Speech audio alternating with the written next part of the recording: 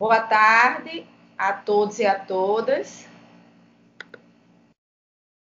Sou Raquel Rodrigues, professora do Departamento de Educação da Universidade Estadual de Feira de Santana, e a entrevista faz parte do projeto de extensão LAMULE, Laboratório Multidisciplinar das Licenciaturas.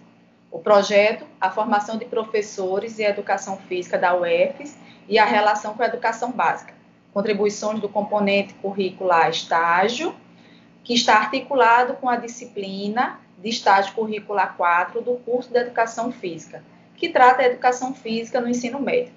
O projeto possui o objetivo de compreender o lugar do planejamento na execução das atividades nas aulas de educação física, bem como a superação da dicotomia teoria e prática a partir da abordagem crítico-superadora. Quero agradecer à professora Celi Tafarel pela disponibilidade em participar dessa entrevista no dia 20 de agosto, às 16h20, em trazer um pouco da sua experiência para o ensino médio da escola básica.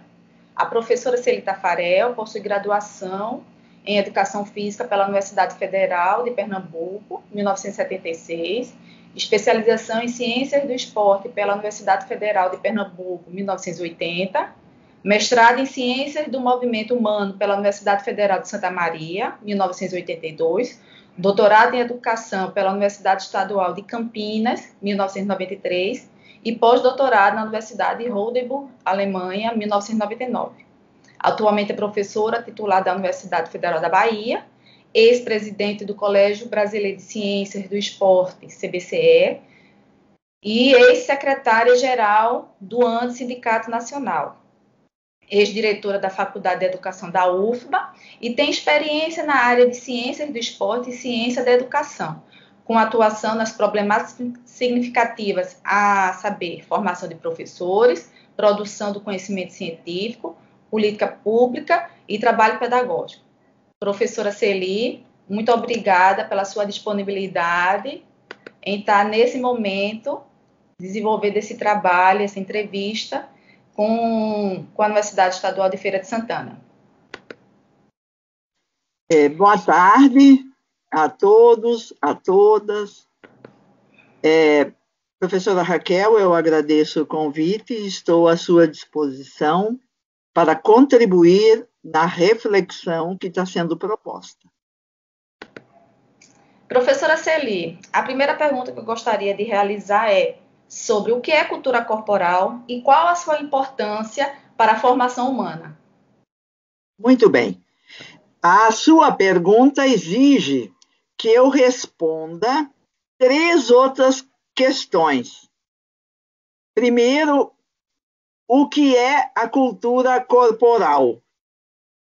Nós podemos compreender o que é a cultura corporal quando a gente olha hoje na sociedade em geral, na cultura em geral, e identifica determinadas práticas, como os esportes, a ginástica, a dança, as lutas, e isso tudo compõe uma área do conhecimento que nós chamamos cultura corporal.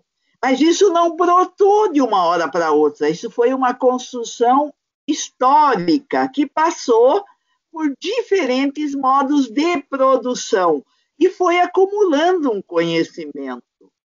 Esse conhecimento acumulado, e daí vem a segunda pergunta, ele é ou não é um conhecimento importante? É importante as pessoas conhecerem a cultura corporal e a forma bem elaborada como ela se apresenta hoje? É importante, porque isso contribui para a gente entender a humanidade, para a gente compreender a humanidade e para a gente mesmo construir a cultura, construir a nossa humanidade. E daí vem um terceiro elemento da sua pergunta, o que é cultura corporal, por que ela é importante e, fundamentalmente, quando ela entra na escola, quem ela vai contribuir no desenvolvimento. Então, para terminar, hoje no Brasil, nós temos, só no ensino médio, 8,4 milhões de estudantes. No ensino básico, nós temos 47,9 milhões. Isso significa que nós temos no nosso país 56 milhões de estudantes. E esses estudantes, eles precisam acessar a cultura, eles têm que conhecer a cultura, eles têm que se apropriar da cultura para ser humanos. Imagina agora se a gente negar, se a gente disser não vai ter mais esporte na escola, não vai ter mais dança, não vai ter mais jogos, não vai ter mais ginástica, não vai ter mais lutas, não vai ter na escola a cultura corporal. Nós vamos estar desumanizando quase 57 milhões de seres humanos, que são os estudantes. O nosso país tem 220 milhões de estudantes. 57 milhões seriam ignorantes, não iriam dominar a cultura corporal. Por isso, a cultura corporal é importante ela dentro da escola e ela é importante para a vida, para a formação humana das nossas crianças e jovens. Nesse caso, a senhora já apresenta a relação com a escola. E aí eu faço a segunda pergunta articulada já com a terceira. O que é reflexão pedagógica e qual a concepção de currículo defendido no livro Metodologia do Ensino da Educação Física, que trata da abordagem da crítica superadora? Muito bem. Vamos nos perguntar, então, se nós, na escola, por exemplo, só jogássemos bola, isso seria interessante para os estudantes? Como é que eles entrariam na escola sabendo jogar bola e como é que eles sairiam da escola depois de só jogar bola? Digamos, só jogar futebol. Chega na hora da aula de educação física, o professor joga uma bola, deixa as meninas na sombra e os meninos jogam futebol. Isso é bom para a juventude? Isso é bom para as crianças? Não, não é. Portanto, quando a gente diz, olha, tem que entrar esse conteúdo na escola, mas não pode entrar de qualquer jeito, a gente tem que dizer que jeito tem que entrar. E por isso a gente diz, olha, tem que ter uma reflexão pedagógica. O que é uma reflexão pedagógica? É quando você pensa o que você vai ensinar, como você vai ensinar, para quem você vai ensinar, por que você vai ensinar. E ao fazer essa reflexão com os colegas da escola, você vai planejar, você não vai ficar toda semana, todo mês, todo ano só dando bola para o menino jogar. Eles gostam de jogar bola, eles podem jogar bola, mas eles aprendem muito mais coisas se o professor desenvolver a reflexão pedagógica, de saber responder a pergunta sobre qual é a nossa realidade, quem é o nosso estudante, o que nós temos que desenvolver no nosso estudante, fazer dele um idiota que só sabe chutar a bola, ou fazer dele um construtor da cultura. Então, é isso. Reflexão pedagógica é isso. E, por isso, nós tomamos uma posição de classe, nós ficamos com a maioria da classe trabalhadora, para que ela acesse o conhecimento, para que a gente vá construindo uma outra sociedade. Não uma sociedade desigual, que discrimina, que bota as mulheres para escanteio, que só privilegia os mais aptos, que usa a meritocracia, que avalia para só pegar os mais altos, mais fortes, mais velozes, o resto nega. Não, nós vamos planejar para que todos desenvolvam a sua possibilidade de serem construtores da cultura, e isso exige que o currículo tenha princípios. Não pode entrar qualquer coisa no currículo. Não, tem que ser um conhecimento socialmente útil, um conhecimento sólido, um conhecimento científico, um conhecimento que tenha relação com a vida dos seres humanos, um conhecimento organizado, de maneira que ele vai se ampliando. À medida que as crianças e os jovens se aproximam da cultura corporal, eles vão ampliando o seu conhecimento. Eles vão fazendo constatações, o que é, eles vão conhecendo mais técnicas, táticas, conhecimento histórico. Isso é fantástico. E aí nós vamos ampliando a nossa capacidade de ser humano. Hoje, no meio de uma pandemia, onde já morreram 110 mil pessoas, este governo, que está contribuindo para isso, ele não quer que os trabalhadores no ensino médio tenham uma constante base sobre a cultura corporal. Por isso, ele indica que a cultura corporal não é importante no currículo. Mas nós defendemos, é importante e tem que entrar com princípios e com uma reflexão pedagógica, para a gente saber o que a gente vai ensinar, como a gente vai ensinar, por que a gente vai ensinar, para quem nós vamos ensinar. Então, isso é importantíssimo, não só para a educação física, mas é para todas as áreas do conhecimento. Por isso que nós temos que ir para a escola, por isso a gente tem que preservar a escola, por isso a gente tem que gostar da escola, defender a escola, porque é na escola que a gente vai ter essas oportunidades. Quando a senhora trata sobre a relação do trato com esse conhecimento que é a cultura corporal, a senhora fala sobre a questão para quem a gente vai ensinar. Então, o livro trata sobre a questão dos ciclos de escolarização. Quais são os fundamentos presentes nessa proposta dos ciclos de escolarização? Muito bom, muito bom. Veja só, a gente está propondo que, desde a infância, da mais tenra idade, do jardim de infância, da educação infantil, a gente já começa a ter aula de educação física. Por quê? Porque todos os seres humanos, todos, em qualquer continente, no continente africano, asiático, europeu, latino-americano, norte-americano, América Central, os seres humanos aprendem. O cachorro aprende, o boi aprende, a vaca aprende, mas com limites. Mas quem aprende muito, muito, muito somos nós.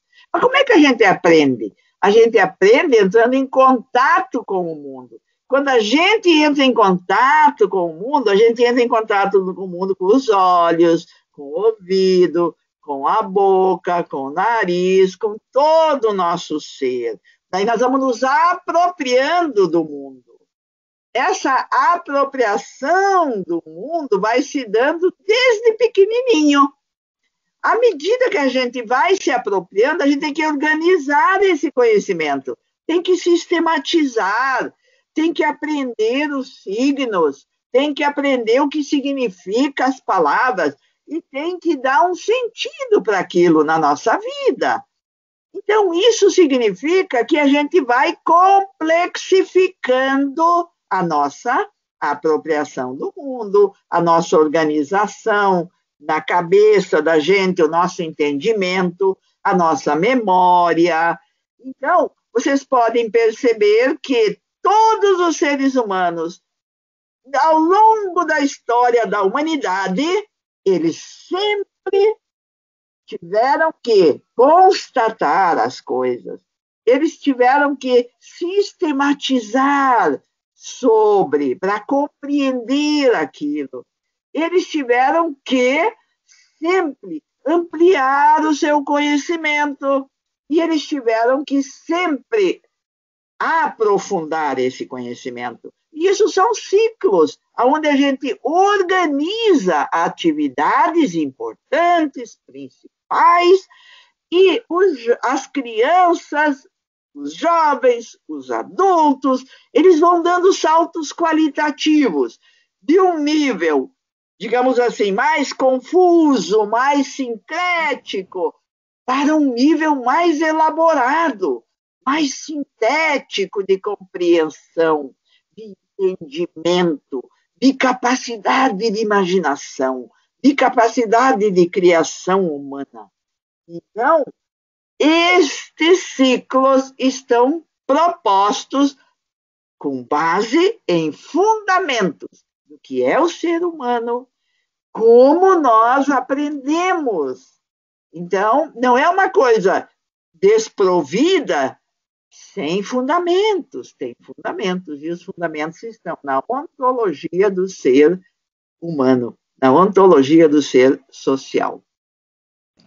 Nesse caso, falando sobre a questão da ontologia do ser social, eu gostaria que a senhora falasse mais um pouquinho em relação ao ciclo do ensino médio, já que ele termina sendo um elemento central nessa nossa entrevista, devido à articulação com a disciplina de estágio. Muito bem. Então, vejam só, esses ciclos, o ciclo de constatação da realidade, o ciclo de sistematização dos dados da realidade, o ciclo de ampliação, o ciclo de aprofundamento, ele acontece durante todo o desenvolvimento humano, desde a infância até a velhice. Então, isso significa que um jovem, quando ele chega no primeiro ano do ensino médio, digamos que ele desconheça a cultura corporal. Ele vai começar a ter aproximações. Os professores vão desenvolver atividades para ele ir constatando o que ele não sabia, organizando, sistematizando o que ele não sabia, ampliando o que ele não sabia, aprofundando o que ele não sabia. E ele vai sair com um grau elaborado e avançado de conhecimentos científicos desse objeto. Qual é o objeto mesmo? Aí vamos lá para a primeira pergunta. É a cultura corporal. Porque esse é o conhecimento que a educação física trata. A educação física trata disso, ela tem a responsabilidade de tratar isso. Então, nós temos que ver que nós estamos com um jovem, portanto, nós estamos num grau de desenvolvimento do ser humano. Não é um bebê, é um jovem. O jovem, ele já se apropriou de muitas coisas. O jovem já desenvolveu um sistema de valores. O jovem já tem uma vontade que foi construída sobre aquilo que ele gosta, que ele não gosta, que ele quer fazer. E, portanto, os professores têm que levar em conta o destinatário. Quem é o destinatário? O jovem. O jovem e seu grau de desenvolvimento. Os professores têm que levar em conta aquilo que é o conhecimento clássico que aquele jovem já deveria saber. Se ele não sabe, o professor tem que planejar para ele aprender. E esse conhecimento não pode ser tratado de qualquer jeito. Dar a bola para o menino jogar futebol? Não, não.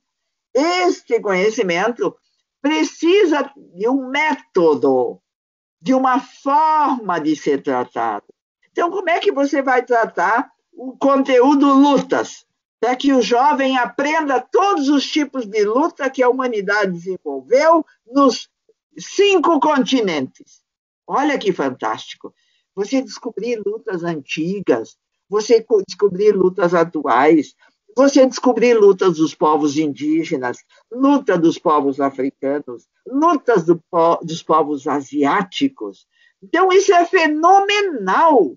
Então, uma criança, um jovem, que vai se apropriando deste conhecimento, ele é um jovem que abre seus horizontes.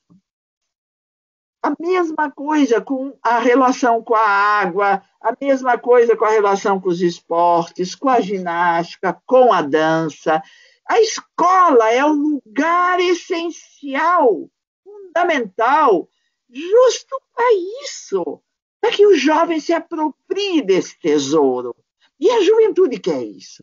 A juventude não quer mesmice, ela não quer o que ela já sabe, ela quer desafios. Ela quer o divergente, o diferente, o mais avançado. E nós, professores, temos que tratar disto. E nós, professores, portanto, temos que estudar, temos que nos formar, temos que estar atentos ao planejamento coletivo, ao conhecimento clássico, porque ninguém ensina o que não sabe. Então, os jovens merecem o nosso esforço e nós merecemos boa formação, boas condições de trabalho, bom salário, boa carreira, boa aposentadoria, boa seguridade, porque o nosso trabalho é fundamental para a humanização, para o desenvolvimento da sociedade. É importante a senhora falar sobre a questão das condições de trabalho, a questão da valorização, porque o ensino médio ele termina sendo um elemento, um marco fundamental na formação deles, na perspectiva de futuro, sobre a questão as questões das profissões. Então, para quem quer ser professor, seja no campo da educação física, seja na matemática, na licenciatura, de ter esse conhecimento dessa valorização do qual a abordagem, e nós que compreendemos a formação de uma forma ampla, defendemos para nós, trabalhadores e profissionais da educação. Então, veja... Sim. Não, diga. Nós, professores e professoras, portanto, temos que lutar muito, muito, muito para valorizar o nosso trabalho pedagógico. Por quê? Porque a forma como a sociedade capitalista, burguesa, exploradora se organiza é para rebaixar a nossa capacidade teórica, para rebaixar e explorar nosso trabalho. Mas nós não queremos isso. Nós queremos que os jovens sejam valorizados. Para a gente valorizar o jovem, a gente tem que valorizar a escola. Para valorizar a escola, nós temos que valorizar os professores. Então, é muito importante a gente compreender. Mas como é que eu valorizo o professor? Só dizendo para ele, você é um bom professor, parabéns, ou só dando um presente no dia do professor, ou só levando um pouco de merenda para ele? Não. A gente valoriza o professor quando a gente luta por aquilo que dá condições dele ser um bom professor. Como é que eu sei que é um bom professor? Eu sei que quando ele é um bom professor, quando ele faz um trabalho democrático, inclusivo, participativo, com consistente base teórica, mas isso não cai do céu. Ele precisa de formação. Então, temos que defender a formação inicial e continuada. Ele precisa de um bom salário. Nós temos que valorizar o salário do professor. O professor precisa de uma boa carreira, para que os jovens se sintam motivados a serem bons professores. Ele precisa estar num ambiente de gestão democrática, não um ambiente autoritário, um ambiente militarista. Não, ele precisa estar numa gestão democrática da escola.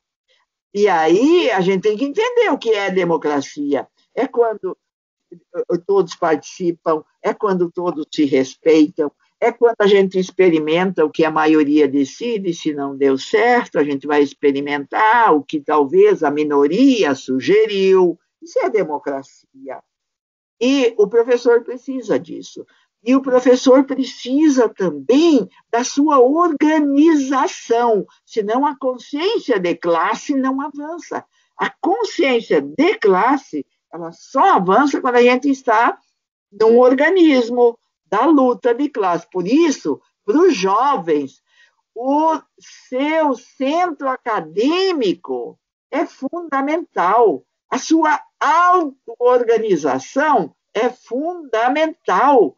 Os jovens, eles precisam ter estímulo dentro da escola para se auto-organizar, para criar coisas. Na minha vida, eu vi coisas fantásticas organizadas por jovens no campo do esporte com a comunidade. Os jovens da escola, fazendo festivais, onde a comunidade participa, os pais participam, as mães, os avós, os irmãos. É fenomenal. É outro patamar de existência humana.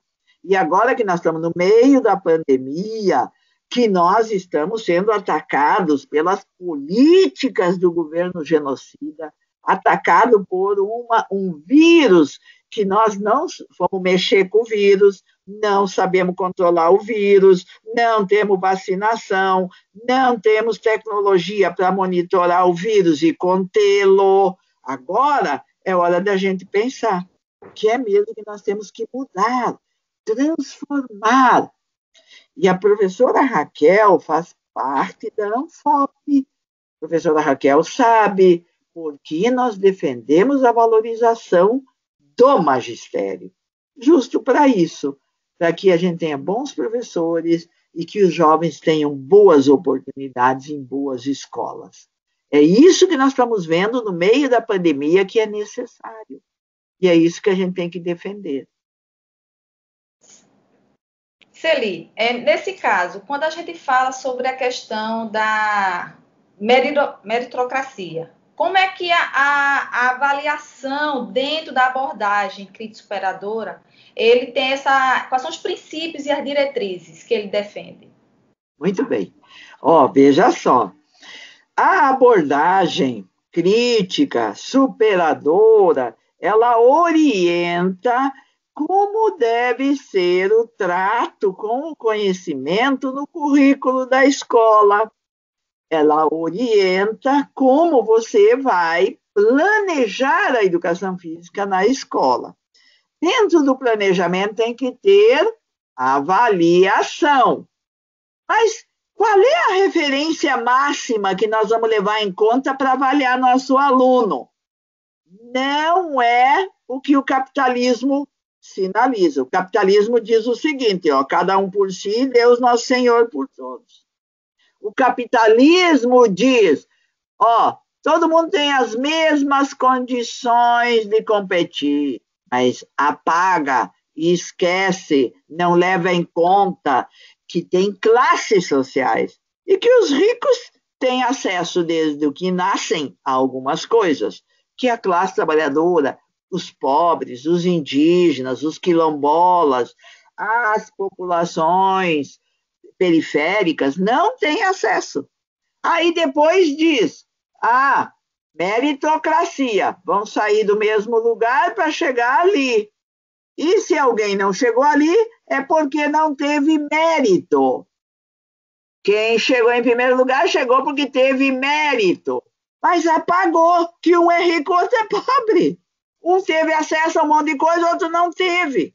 E a avaliação na escola, muitas vezes, se baseia nesta lógica meritocrática. E nós não queremos isso.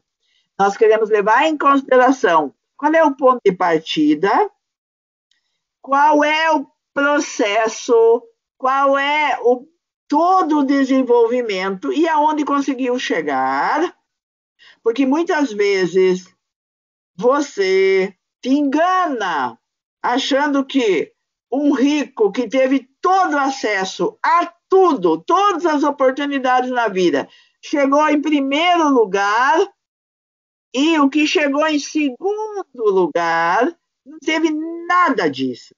Nada. Na meritocracia, a medalha vai para o primeiro lugar.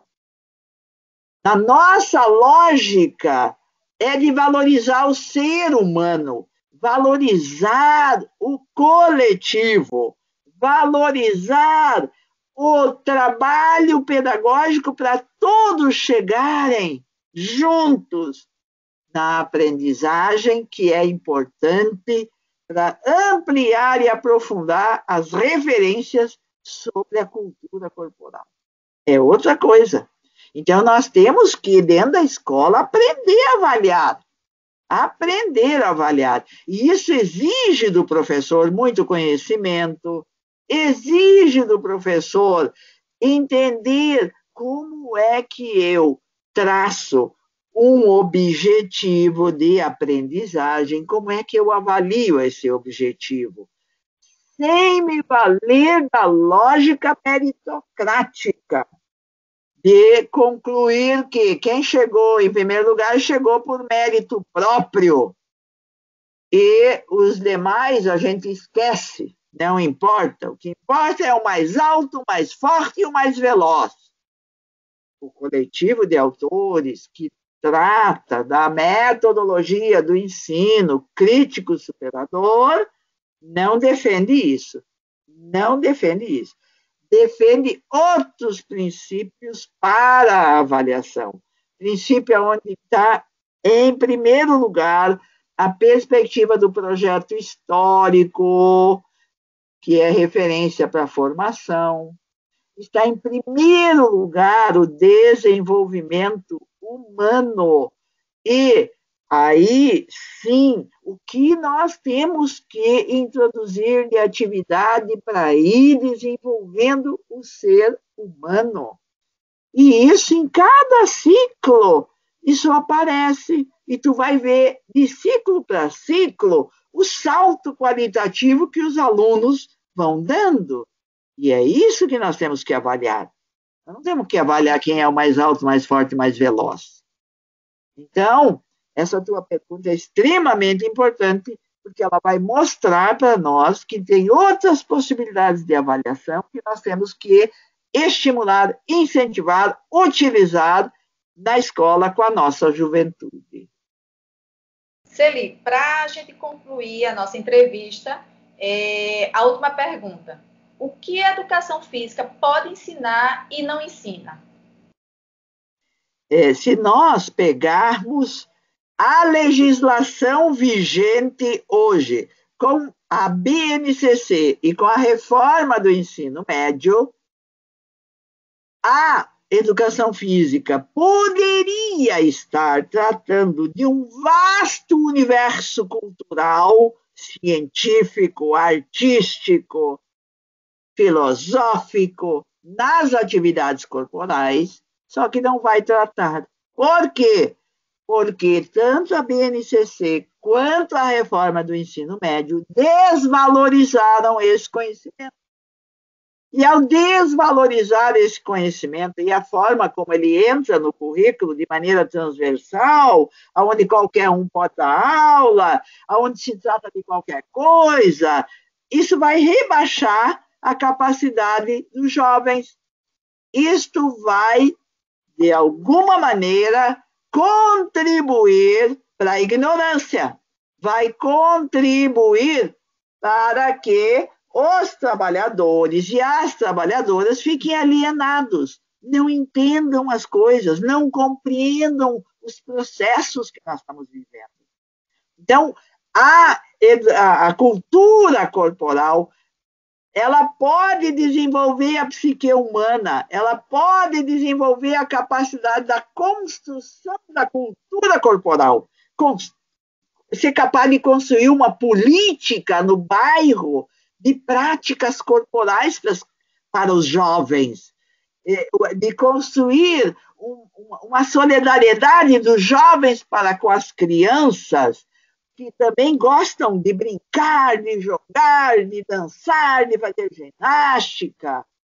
Então, é fundamental que a gente valorize e defenda a educação física para que ela ensine na escola o que ela tem para ensinar, que é um universo riquíssimo de conhecimentos que a juventude precisa se apropriar. Precisa, para ser humana e para ampliar as suas possibilidades de ser humano. Professora Celi, muito obrigada por essa aula. Estou muito contente, muito feliz por ter nada mais do que nada menos do que uma das autoras do livro Metodologia do Ensino da Educação Física, aquela que vem ainda defendendo a abordagem crítico superadora. Muito obrigada por esse momento, pela sua disponibilidade. e de estar nessa luta no dia a dia em defesa da escola. Muito obrigada.